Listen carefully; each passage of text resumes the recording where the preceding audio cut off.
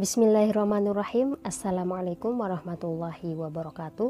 Pada kesempatan kali ini saya akan membahas tentang takwa. Takwa adalah sebuah kata yang tidak asing lagi, pendek kalimatnya tapi memiliki arti yang sangat luas. Takwa terdiri dari 4 huruf. Yang pertama ta, kemudian qaf, waw, dan ya. Yang pertama lambang ta.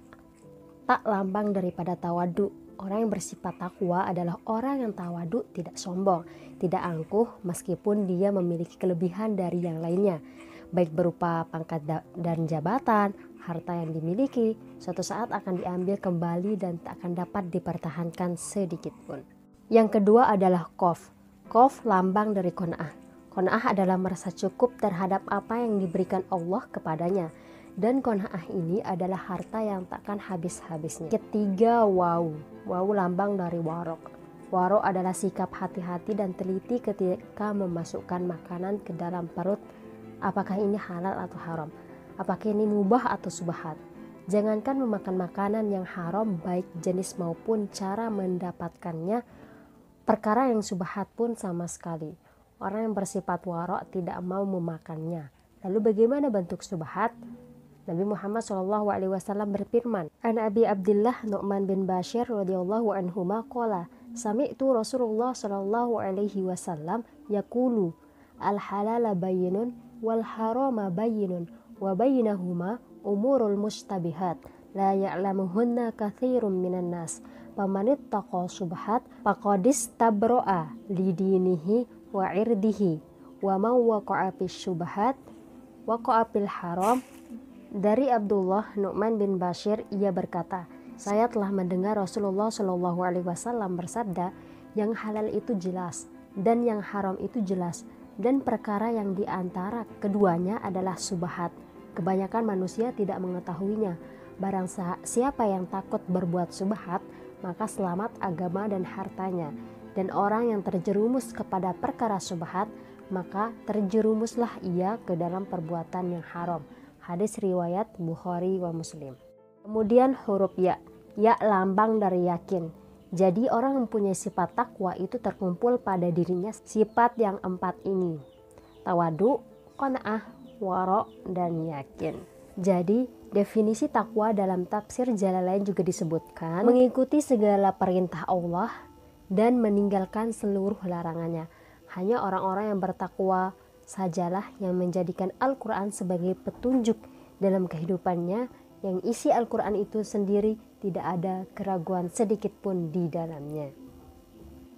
Saudara-saudari kaum muslimin rahimakumullah, landasan puasa Ramadan adalah yang di dalamnya diterangkan bahwa orang yang beriman dihimbau oleh Allah Subhanahu wa Ta'ala untuk mengerjakan puasa dengan sebaik-baiknya agar orang yang melakukan puasa itu mendapatkan derajat takwa di sisi Allah Subhanahu wa Ta'ala. Memperoleh derajat takwa yang tertera dalam Al-Quran adalah perkara yang tidak gampang, perlu usaha keras untuk mencegah perkara-perkara yang dapat merusaknya, sebab banyak sekali perusak puasa yang lewat kepada pintu-pintu yang ada pada kita. Misalnya mulut, dari sini bisa keluar perusak puasa berupa gunjingan, fitnah, adu domba, caci maki, hinaan, dan lain-lainnya.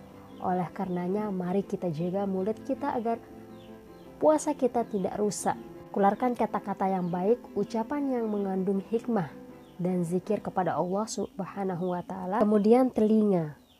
Melalui pintu ini perusak puasa bisa masuk berupa suara-suara gunjingan dari orang-orang lain atau teman-temannya sendiri. Maka tindakan yang sebaiknya ia lakukan adalah dia pergi dari tempat itu atau mengalihkan pembicaraan kepada yang baik-baik, sehingga pendengarnya selamat dan lawan bicaranya pun ikut selamat dari perkara yang dapat merusak puasa. Dan usahanya yang seperti ini tentunya bernilai ibadah di sisi Allah Subhanahu wa Ta'ala. Pintu yang dapat dilalui oleh perusak puasa pada diri kita selanjutnya adalah mata. Bentuknya bisa berupa pandangan yang membangkitkan syahwat, umpamanya menatap cewek cakep terlalu lama dan menghayalkannya, melihat porno aksi ataupun pornografi, film, gambar, dan lain sebagainya yang semuanya dapat membangkitkan nafsu syahwatnya. Pandangan yang menimbulkan syahwat adalah salah satu panah-panah beracun setan yang dapat melumpuhkan si pelakunya. Yang terakhir adalah tangan.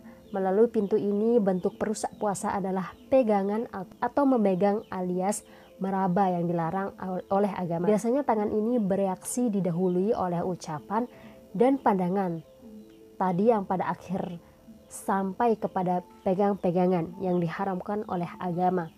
Ini kebanyakan terjadi pada generasi muda yang kurang imannya. Tapi anehnya zaman sekarang ini kita lihat yang tua pun tak mau ketinggalan. Kita sebagai muslim, marilah kita bertakwa kepada Allah agar kita mendapatkan rahmat dan maghfirah dari Allah Subhanahu wa taala. Derajat takwa ini hanya bisa dimiliki dan diperintahkan hanya kepada orang-orang yang beriman kepada Allah Subhanahu wa taala.